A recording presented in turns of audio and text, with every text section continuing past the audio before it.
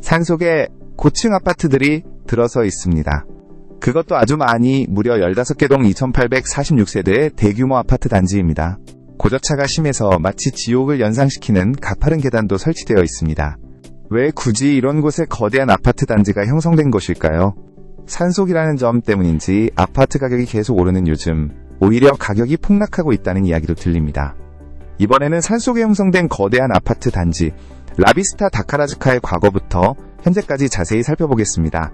이곳은 효고현 다카라즈카시에 있는 JR 다카라즈카역입니다. JR 외에도 한큐 전철이 운행되고 있습니다. 다카라즈카역에서 라비스타 다카라즈카까지는 자동차나 버스로 약 15분 정도 소요됩니다.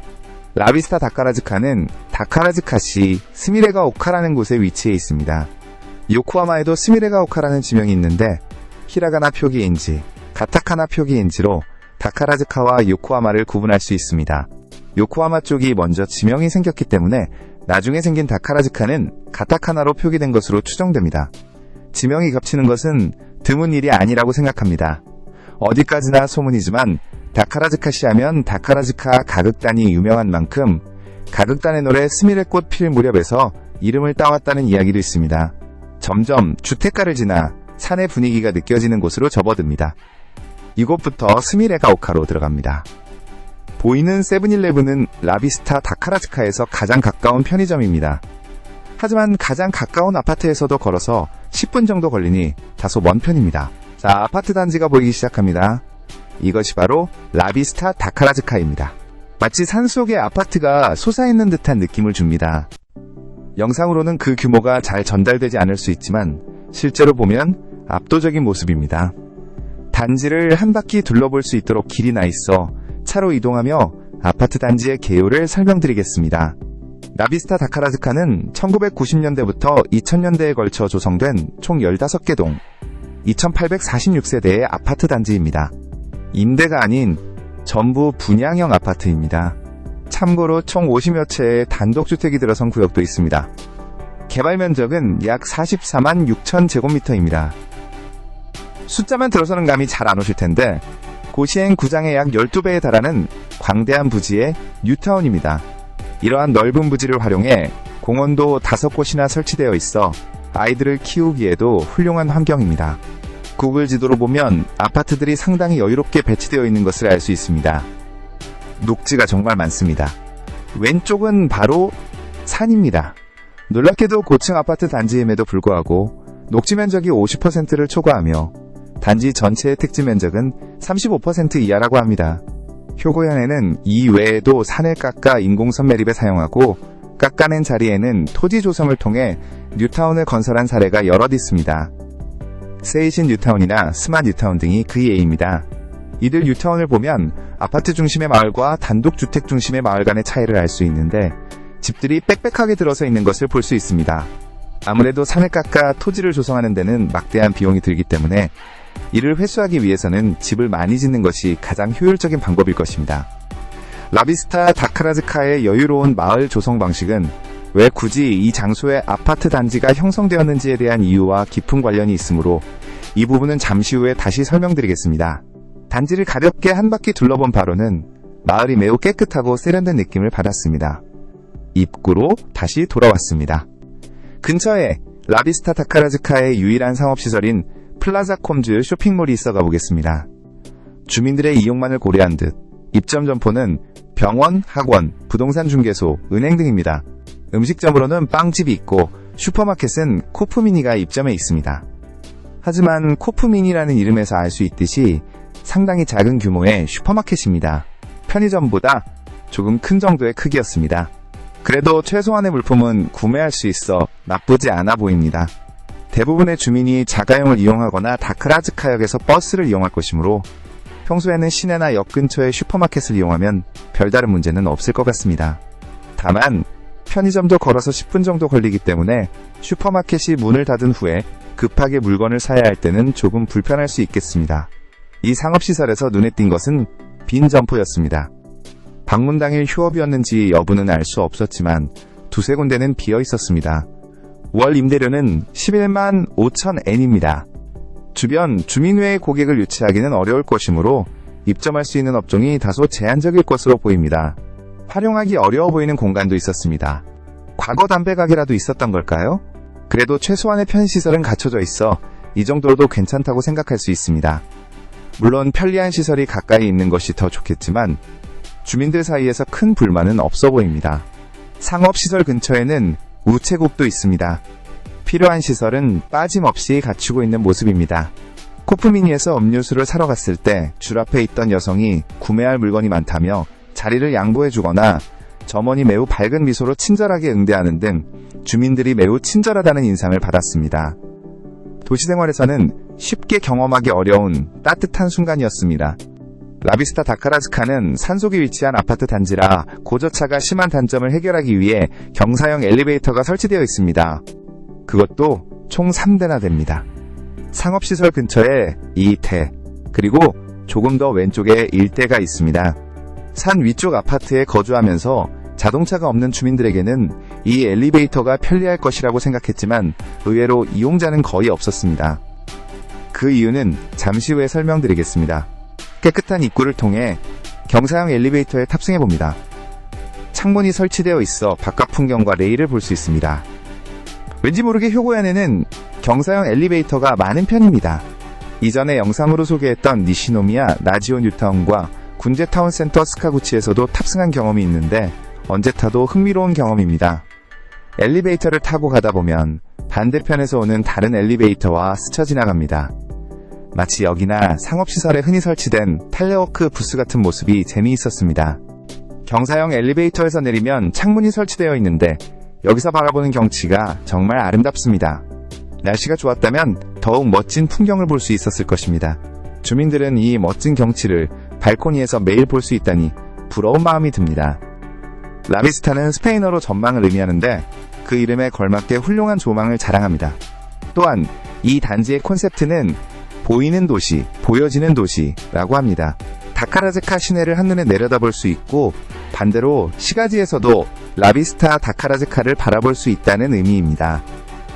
실제로 엑스부 트위터 등에서 시가지 방면에서 라비스타 다카라즈카를 촬영한 사진이 종종 화제가 되곤 합니다. 보여지는 도시로서의 역할을 톡톡히 하고 있는 셈입니다. 경사형 엘리베이터를 내리면 공원이 나옵니다. 날씨가 굳어서 아무도 없었지만 깨끗하게 잘 정비되어 있었습니다. 농구 골대도 설치되어 있었는데 꽤 드문 시설인 것 같습니다. 참고로 운동 부족을 염려해 경사형 엘리베이터를 굳이 이용하고 싶지 않거나 보행로로 걸으면 멀리 돌아가야 해서 싫다는 분들을 위해 계단도 여러 곳에 설치되어 있습니다. 다만 보시는 것처럼 산비탈에 억지로 설치한 듯한 가파른 계단입니다. 이번 촬영을 위해 한번 내려가서 얼마나 가파른지 아래에서 확인하고 다시 계단을 이용해 위로 올라왔는데 허벅지가 터질 것 같았습니다. 하지만 계단을 이용하는 것이 더 빠른 길도 있어서 라비스타 다카라즈카에 사는 아이들은 자주 이용할 것으로 보입니다. 공원을 나와 보행로를 걷다 보면 버스 정류장이 나옵니다. 이것이 바로 경사형 엘리베이터 이용자가 적은 이유입니다. 놀랍게도 라비스타 다카라즈카 단지 내에는 버스 정류장이 총 6곳이나 설치되어 있어 역에서 멀다는 단점을 보완하고 있습니다. 어느 아파트에서든 걸어서 1에서 2분 거리에 버스 정류장이 있다고 합니다. 버스 운행 횟수도 많아 낮 시간대에는 15분의 1대, 아침 러시아워에는 4분 간격으로 운행 시간표가 짜여 있습니다. 하지만 대부분의 주민이 버스를 이용해야 한다는 점은 곧 교통이 불편한 곳이라는 인상을 줄 수도 있습니다. 지금까지 단지를 둘러보며 라비스타 다카라즈카가 어떤 곳인지 소개했습니다. 후반부에서는 이 마을이 형성되기까지의 과정과 현재 안고 있는 문제점들에 대해 알아보겠습니다. 이곳은 과거 긴키 지방에서 양질의 암석을 채취하던 채석장이었습니다. 1970년경, 쇼와 45년경, 산비탈이 그대로 드러나 경관을 해치고 토사 유출과 덤프트럭 운행으로 인한 소음, 진동, 분진 등의 공해가 심각한 사회 문제로 대두되었습니다. 이에 다카라즈카시와 미나토 공영, 고바야시 주택 등의 기업들이 채석장 부지를 주택지로 개발하는 계획을 추진했습니다.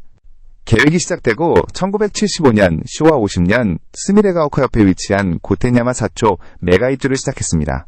이곳은 단독주택만 있는 구역입니다. 그 후 1990년부터 스미레가오카에 라비스타 다카라즈카가 문을 열고 완공된 아파트부터 순차적으로 입주가 시작되었습니다. 흔히 볼 수 있는 삼림을 벌쳐야 만든 뉴타운이 아니라 역발상으로 자연을 되찾는다는 프로젝트를 겸하여 만들어진 뉴타운이 바로 라비스타 다카라즈카입니다. 그 때문에 고층 아파트 단지임에도 불구하고 녹지 면적이 50%를 넘고 단지 전체의 택지 면적은 35% 이하라는 다른 분양지에서는 찾아보기 힘든 특징을 갖게 되었습니다.